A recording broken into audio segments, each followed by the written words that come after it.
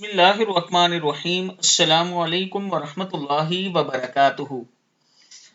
جو شخص عشاء کی نماز کے بعد یہ دعا پڑھ لے وہ اللہ کا ولی اور اللہ کا دوست بن جاتا ہے۔ عشاء کی نماز کے بعد یہ دعا بسم اللہ الرحمن الرحیم رب اغفر لی ذنوبی رب اغفر لی ذنوبی لا الہ الا اللہ لا حول ولا قوة الا باللہ صلی اللہ علی محمد ان اللہ علی کل شیء قدیر یا ارحم الراحمین یا ارحم الراحمین اللہم باسمک اموت و احیا سبحان اللہ العظیم و بحمدہ۔